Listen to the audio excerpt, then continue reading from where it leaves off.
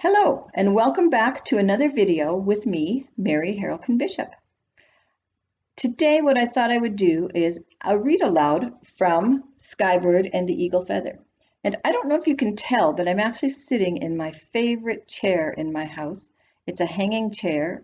It's a place I love to sit when I'm reading or watching TV. And so you probably see it swinging once in a while. And it's my most comfy and cozy place to sit. And I thought, what better place to sit when I'm reading? I'm reading aloud. And so I'm going to read to you from Skye Bird and the Eagle Feather, and I'll just tell you a little bit so you know what's happening. Skye Bird is the girl on the cover, and you can see that she is holding an eagle feather. An eagle feather is very important in Cree culture, and Skye is a Cree girl. And Skye gets the feather one day when she actually she doesn't run away from school, but she skipped school because she's so unhappy at her new school. And she's in the park, and when she's in the park, she falls asleep because it's such a really nice day. And she has a dream, or maybe it's a vision. And when she wakes up, she has that eagle feather on her chest. And Skye knows that the feather is very important in her culture, but she also knows that in order to get an eagle feather, you have to have done something, and Skye doesn't think she's done anything yet. The thing that the eagle feather allows her to do is to go back in time. And you may know from my other books, the Tunnels of Time series, that I love time travel.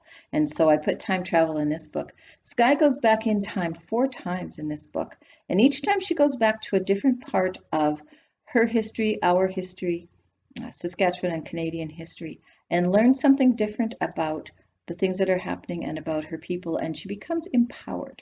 And so that's a little bit about this book.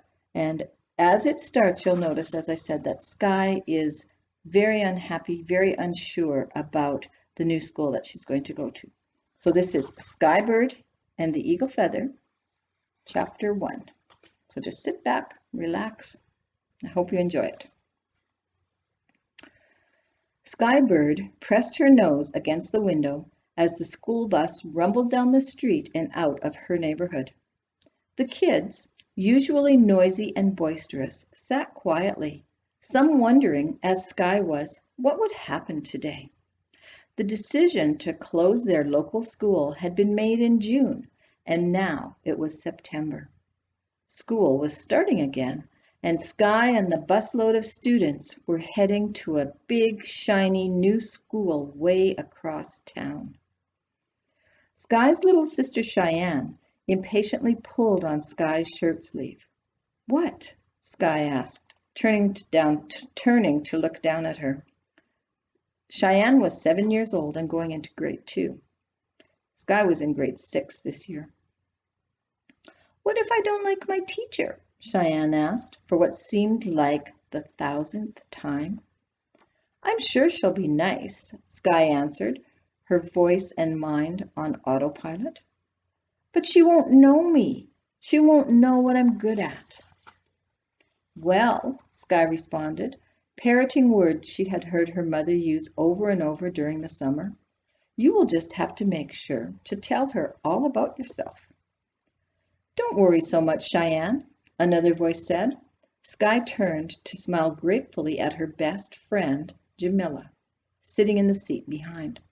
Jamila reached over the back of the seat and tugged playfully on Cheyenne's black braids hanging down her back. Jamila and Skye had been best friends since grade 1, when Jamila's family had immigrated to Canada from Lebanon. At that time, Jamila didn't speak any English, and Skye had taken Jamila under her wing, playing with her at recess and helping her to navigate the classroom and the school beyond. They had been inseparable right from the start, and now Jamila and her parents were very good friends with Skye's family. "But I liked our little school," Cheyenne persisted, her voice whiny. "Why did it have to close? There were lots of kids going there. I know, I saw them every day," she reasoned. "So I know, because there were so many kids." She stretched her arms wide, pinning Cheyenne back against the seat. Jamila and Skye both sighed. "Just not enough kids," Jamila answered, as the school bus turned the corner and their new school came into view. Even from the bus, Skye could see the two wings of the building leading out from the hub of the new school, where the front entrance and main office were located. She liked the look of her old school, a squat, two-story little building with lots of windows and a fenced play area. The old school looked warm and inviting, while this new school looked huge and overwhelming. The school bus turned into the circular lane at the front of the school and stopped. "I hope you all have a wonderful day," the school bus driver called as she pulled at the big lever and the door slid open. No one on the bus moved. They stared out the small windows, watching as streams of kids and parents spilled up the wide walkway and rushed into the large school doors, loudly calling greetings to one another. It looked like sale day at the mall, Skye thought. She hated crowds. "Now that's a huge group of kids," she breathed quietly. "Yeah," Cheyenne seconded, almost shrinking into the seat. "I've never seen so many people in my whole life." "Stop being dramatic," Sage ordered as he pushed down the aisle toward the front of the bus. "I don't know about you, but I'm going to really enjoy going to this new school. I can't wait to join the junior football team." "Good for you, Sage," Skye said, feeling a pang of envy inside. Her brother Sage was already excited about this new school and was happy to be going to it. "Think of all the sports teams I can be on," he kept saying over the summer to anyone who would listen. Skye wished she could be as excited as him. Chris trailed along behind Sage, looking about as gloomy as Skye felt. He gave her a little smile of sympathy as he edged past her into the aisle and hurried after Sage. Chris was Sage's best friend and almost like a second big brother. He tried to like the things Sage liked, but Skye knew Chris wasn't excited at all about going to this new big school. "Let's go, kids," the bus driver called as Sage bounded down the steps and disappeared into the crowd. "You don't want to be late for your first day at your new school." Gathering up her backpack, Skye slipped the straps over one shoulder and helped Cheyenne with hers. "Did Mom put my lunch in there?" Cheyenne asked, fiddling with the zipper.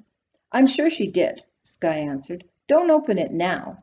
We have to go inside and find your classroom."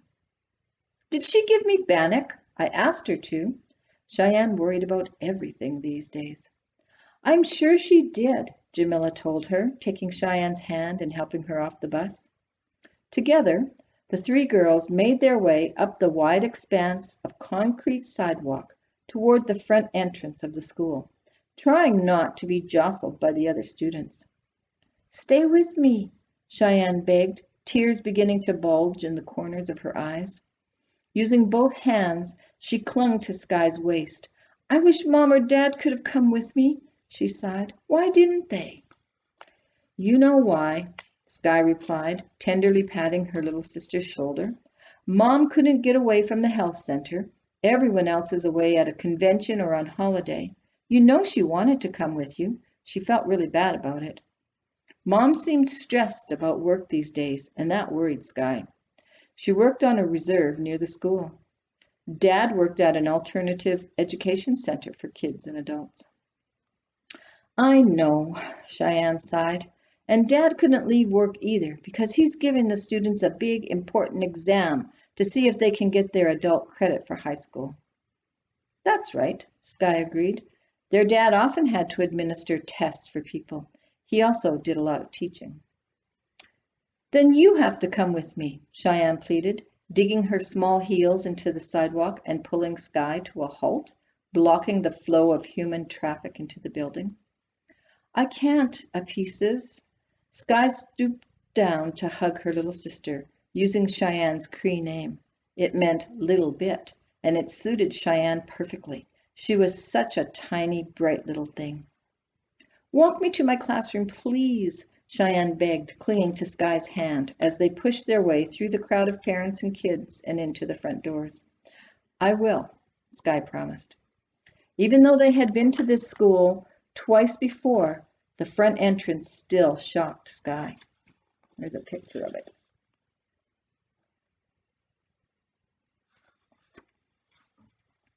It was massive and decorated to look more like a hotel than a school. The large foyer at the front of the school led to the big gym, library, and main office, with the two long hallways branching off as well. One wing housed the primary classes where Cheyenne would be, and the other wing held the senior classes. It felt a bit disjointed to Skye. She loved her old school, with its 2 floors of classrooms and several portables built on the end. It was old and worn, but it felt cozy and just right. Skye wondered if she would ever feel comfortable here. Pushing those thoughts away, she turned toward a large board which held the names of the new students. "Here's your name," Skye said, using her finger to trace an invisible line across the page. "It says here that you're in room 10. "What about us?" Jamila asked, scanning another board nearby for the students in grade 6. "Here I am," she said, running her finger down the list. She frowned. "We're not together." "What?" Skye asked, confused. "I thought we already knew we would be in the same room. I thought they told us we'd be together." Jamila continued to search the list. "Nope," she said, her lips pressed tight in frustration. "You're in room 23, and I'm in room 24. I'm really upset about this. I was counting on us being together." "Me too," Skye sighed. "Maybe it's a mistake." She scanned the large expanse of the crowded lobby, looking for a teacher to talk to. "I'll see if I can find someone to ask." The bell rang before Skye could move, and the hallway seemed to clear almost instantly. "I have to go," Jamila called in panic. "I don't want to be late for my first day of classes." Waving a hasty goodbye, she turned and hurried toward the wing where her classroom was, following the large signs. "I hope you can figure this out, Skye," she called over her shoulder. "I want to be in the class with you." Skye sighed. She didn't have time to be upset about herself and Jamila. She had to get Cheyenne to her new classroom. She had promised her mother she would look after Cheyenne today. Half dragging Cheyenne down the long hallway, Skye easily found the room and pushed Cheyenne inside. But Cheyenne dug her heels in and leaned back against Skye's hands. I can't go in there," she said. "I don't know anybody." "There must be one person from our school in your classroom," Skye responded, starting to get impatient. She had to get back to find someone who could figure out why she and Jamila weren't in the same classroom. "I only see Charlie," Cheyenne stated. "He doesn't even like me." As if to prove the point, Skye saw Charlie stick his tongue out at Cheyenne and roll his dark, shining, and mischievous eyes in her direction. "Well, at least he's in there with you," Skye sighed, ignoring Charlie's unfriendly behavior. She hadn't realized how difficult it was going to be to get Cheyenne settled. It felt like it was taking ages, and in the meantime, the people in the hallway were quickly evaporating like dew in the hot morning sun. Soon, Skye felt sure, she would be the only student not in her classroom, and that scared her. "Cheyenne Bird?" a man called from within the classroom. When Cheyenne didn't answer, Skye said, "She's here," and firmly pushed Cheyenne into the room. "Oh, good. My name is Mr. Patterson, and I will be Cheyenne's teacher this year." He smiled and pointed to a desk. "You can sit there." Looking like she was going to cry, Cheyenne slowly made her way across the room toward the last remaining desk. "You'll be okay, Apices," Skye called after her. "I'll see you after school." What?" A little blonde, curly-haired boy called out in a rude voice. "What's your name?" he demanded. "Her name's Cheyenne," Skye retorted hotly, throwing a piercing gaze toward him. "And you'd better use it," she ordered. She kept her eyes on him until he bowed his head, staring at his desk. Skye wondered when she had gotten into threatening little kids. But she didn't like the way he had tried to tease Cheyenne, and she had suddenly felt the need to make sure that he knew Cheyenne had a protector. A protector? Skye shook her head. She really shouldn't need You really shouldn't need someone to protect you in grade 2, should you? Didn't everyone just get along in grade 2? Skye knew that Cheyenne had never had any trouble like this at their old school. Feeling terrible about leaving Cheyenne on her own, Skye made her way quickly out of the room and back into the hallway. She had her own worries, and getting herself to class soon was important. But first, she wanted to find out if there was some mistake about her and Jamila. Skye sprinted out of the long wing of the primary classrooms and into the large, open, nearly deserted foyer. "Slow down there, young lady," a firm voice called out. "It may have been okay to run through the halls at your other school, but it's not okay at this school. We expect respectful behavior from all of our students." "Sorry," Skye muttered as she screeched to a halt. "I don't want to be too late," she hastily explained to the woman who was standing with her hands on her hips. "And I also wanted to—" "Then you should have gotten here sooner," the woman's voice coldly informed her. Skye looked into fierce blue eyes and gulped with fear. "I do not tolerate tardiness at my school. Now, which classroom are you looking for?" "But," Skye protested, wanting to explain how she had to take her younger sister to school today. "No buts are allowed at this school," the woman said flatly. Skye, sighing, stepped in front of the tall, middle-aged woman who had bleached blonde hair piled up on top of her head.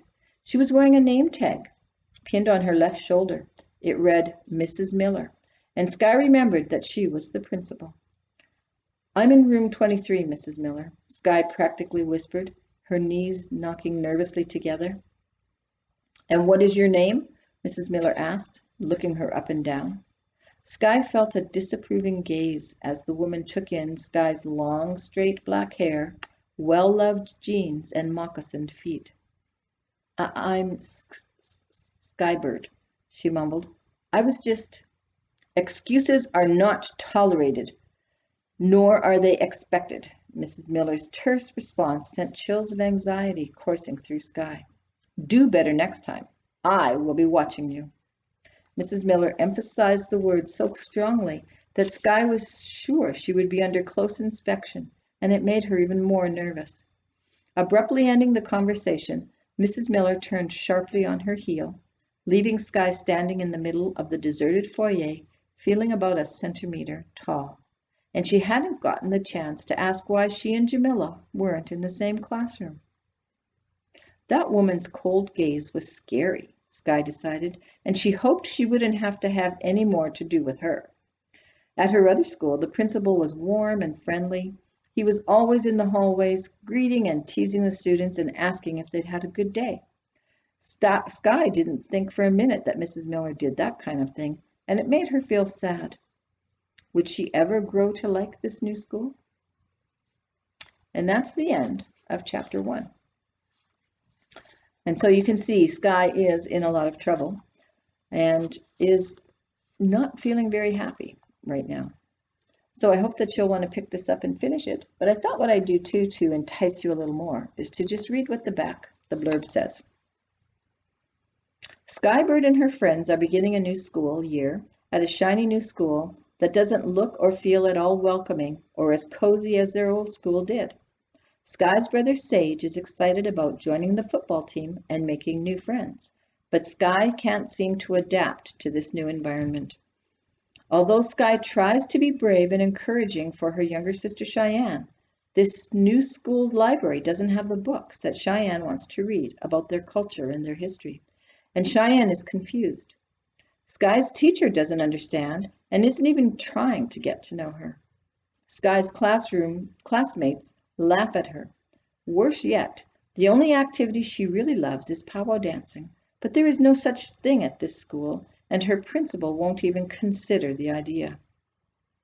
Skye can't stop thinking about dancing, powwow, and starting a culture club and drumming group at her new school. But how could that happen? One night, an old woman comes to Skye in a vision. She's carrying an eagle feather, and Skye learns what she must do to make things right. So I hope you enjoyed the read aloud, and join me again next time as I read aloud from another of my books. Keep reading and talk to you soon.